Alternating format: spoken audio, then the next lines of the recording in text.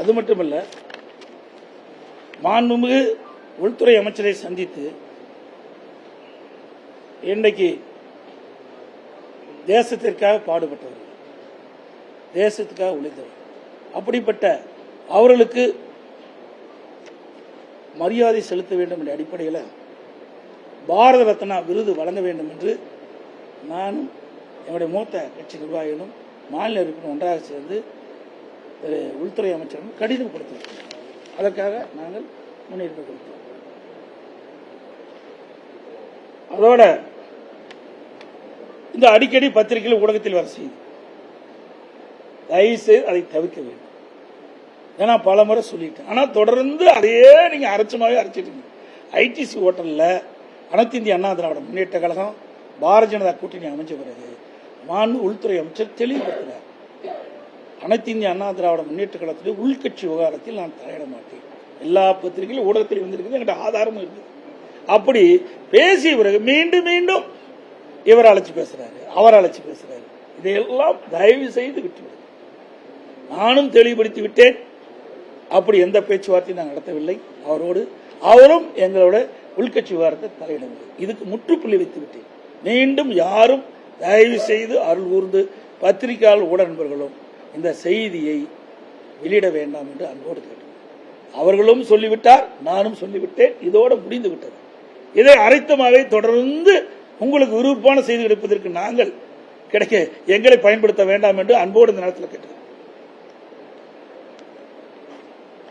அதோடு மாண்பு உள்துறை அமைச்சர்களை சந்தித்து பேசுகின்ற பொழுது நான் எழுச்சி பயணத்தை மேற்கொண்டிருந்தேன். இந்த எழுச்சி பயணம் மிகச் சிறப்பாக இருக்குது, பாராட்டினார். ஏன்னா அவர் ஊடகத்தை பார்த்துட்டு இருக்காரு. அதை பார்த்து சிறப்பா இருக்குது, எத்தனை தொகுதிக்கு போனீங்க, எப்படிலாம் இருக்குது, மக்களுடைய உணர்வு என்பதையெல்லாம் எங்களுடைய பேச்சுவார்த்தையில் நாங்கள் பேசணும் என்பதையும் இந்த நேரத்தில் தெரிவித்துக் கொள்கின்றேன்.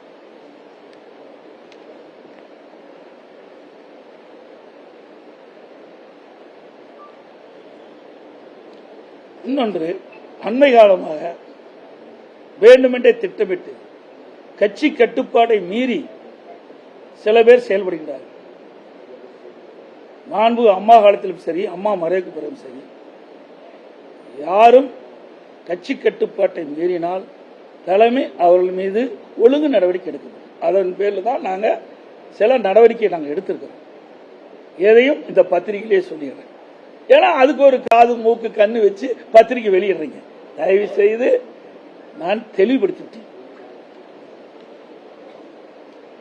அதே போல திரு டிடி அவர்கள் என்னை பற்றி சில கருத்து தெரிவித்தார்.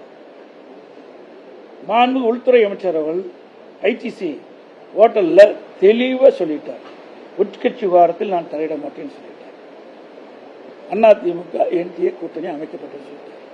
அதுக்கு பிறகு ஒரு வாரம் கழித்து இந்த பத்திரிகையாளர் சந்திப்பை திரு டிடி அவர்கள் சந்தித்து பேசுகின்ற பொழுது நாங்கள் அதிமுக கூட்டணி இல்லை, ஆனால் என்டிஏ கூட்டணி இருக்கிறோம். ஆனால் என்டிஏ எடுக்கின்ற முடிவுக்கு நாங்கள் தொடர்ந்து செல்வோம் என்று சொன்னார். என்டிஏ எடுக்கின்ற அந்த கூட்டணியில் தான் திரு டிடி அவர்கள் இடம்பெற்றிருக்காரு. அந்த கூட்டணியில் அவர்கள் எடுக்கின்ற முடிவுக்கு நாங்கள் சம்மதிப்போம் என்ற ஒரு கருத்தை உங்கள் டிவியிலையும் பத்திரிகையிலும் செய்தி வெளியிட்டார். ஆனால் அண்மையில் என்ன நினைத்தாரோ தெரியல, என் மீது சில குற்றச்சாட்டை சொல்லிட்டு இருக்காரு. நேற்றைய தினம் முகமூடி அணிஞ்சிட்டு போனாருங்கிறார். இது எந்த விதத்தில் சரியா இருக்கும்? நீங்க பாத்தீங்கன்னா நான் முகமூடி முடிச்சுட்டுலாம் போகல, அவரு தான் முகமூடி அணிஞ்சு அதிமுக முடிஞ்சார். இது 19/12/2011 19/12/2011 குறிச்சிங்க. 19/12 அப்போது மாண்புமிகு புரட்சித் தலைவர் அம்மா அவர்கள் திரு டிடி தினகரன் அவர்கள் அடிப்படை உற்பத்தி நீக்கப்பட்டு விட்டார். இது அம்மாவுடைய கையெழுத்து. உங்களுக்கு வேணா பார்த்துங்க.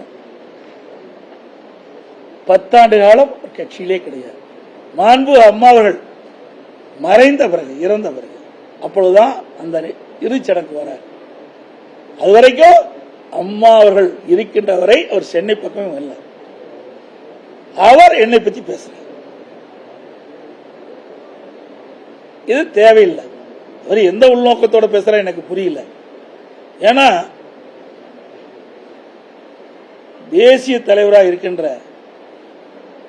ஐயா பசும்பொன் முத்துராமலிங்க தேவர் அவர்களுக்கு பாரத ரத்னா இந்திய நாட்டுடைய உயர்ந்த விருது பாரத ரத்னா கொடுக்க வேண்டும் அறிவிப்பு கொடுத்த பிறகுதான் இப்படிப்பட்ட கருத்தை சொல்லிட்டு இருக்காரு.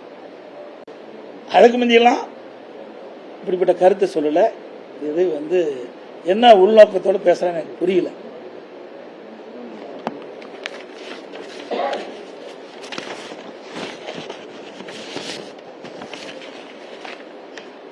அதோட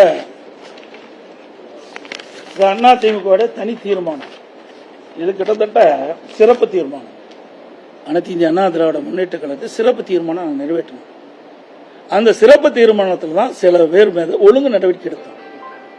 அப்ப அந்த சிறப்பு தீர்மானத்தில் 2500க்கும் மேற்பட்ட பொதுக்குழு உறுப்பினர் கலந்து கொண்டு எடுக்கப்பட்ட முடிவு. அதுல அந்த தீர்மானத்தில் சொல்லுவது, கழக அடிப்படை உறுப்பினர் உள்ளிட்ட அனைத்து பொறுப்புகளில் இருந்தும் நீக்கி வைப்பதோடு இன்று முதல் கழக உடன்பிறப்புகள் யாரும் மேற்கண்டவர்களுடன் எவ்வித தொடர்பும் வைத்துக் கொள்ளக்கூடாது என்றும் இந்த பொதுக்குழு தீர்மானம் நிறைவேற்றும்.